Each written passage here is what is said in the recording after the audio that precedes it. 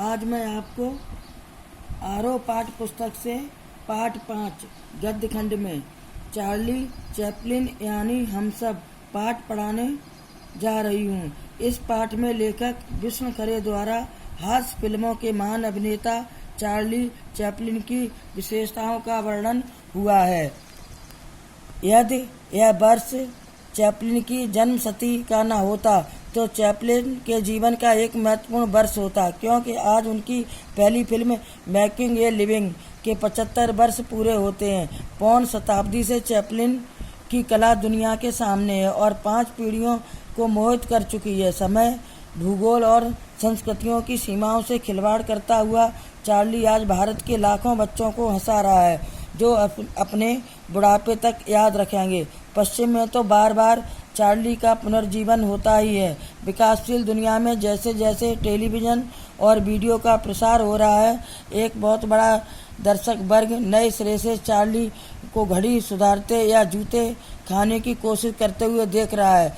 Chaplin की ऐसी कुछ फिल्में या इस्तेमाल न की गई रीलें भी मिली हैं जिनके बारे में कोई जानता न था। अभी चैपलिन पर करीब 50 वर्षों तक काफ़ी कुछ कहा जाएगा। उनकी फिल्में भावनाओं पर टिकी हुई हैं, बुद्धि पर नहीं। Metropolis, the Cabinet of Doctor Caligari, the Seventh Seal, Last Year in Marienbad, the Sacrifice जैसी फिल्में दर्शक से एक उच्चतर एहसास की मांग करती हैं।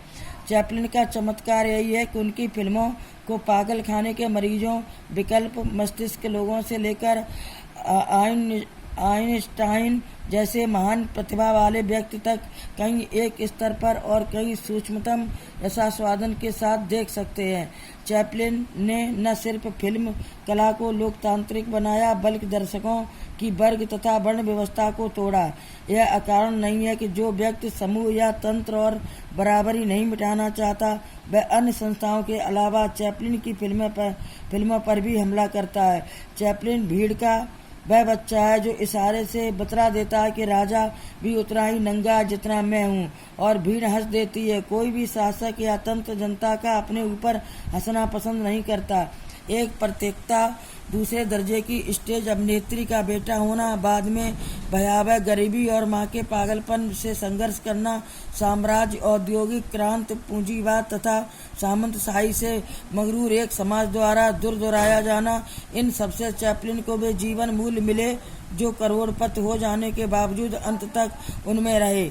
अपनी नानी की तरफ से चैपलिन खानाबदोशों से जुड़े हुए थे और यह एक दूसरे सुदूर रूमानी संभावना बनी हुई है कि शायद उस खानाबदोश औरत में भारतीयता रही हो, क्योंकि यूरोप के जिप्पी भारत से ही गए थे और अपने पिता की तरफ से वे यहूदी वंशी थे। इन जटिल परिस्थितियों ने चार्ली को हमेशा एक बाहरी घुमंतु चरित्र बना दिया है।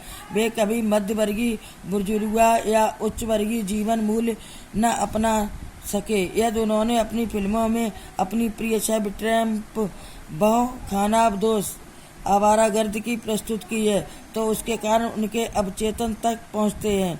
व्याख्या: प्रस्तुत लेख में विष्णु खरे द्वारा हास्य फिल्मों के महान अभिनेता चार्ली चैपलिन की विशेषताओं का वर्णन हुआ है। चार्ली चैपलिन की जन्मशती पर लिखे गए इस लेख में उनके कला की दुनिया में दिए गए योगदान तथा उनके जीवन के अनछुए पहलुओं को रेखांकित किया गया है। चार्ली चैपलिन ने समय, भूगोल तथा संस्कृतियों की सीमाओं को पार कर भारत सहित संसार के करोड़ों बच्चों को हंसाया। यद्यपि उनके बारे में बहुत कुछ कहा जा चुका है, तो भी नुकसान है कि आने वाले 50 सालों तक उनके बारे में कहा जाएगा। उनकी फिल्म भावात्मक धरातल पर टिकी होती थी। यही वजह है कि मंदबुद्ध वैज्ञानिक मरीज समस्त समान रूप से उनकी फिल्मों में रस लेते थे। बच्चों, पाठ का शेष भाग कल पढ़ाएंगे और आपकी कुछ समझ में न आया हो तो दोबारा पूछ सकते हैं।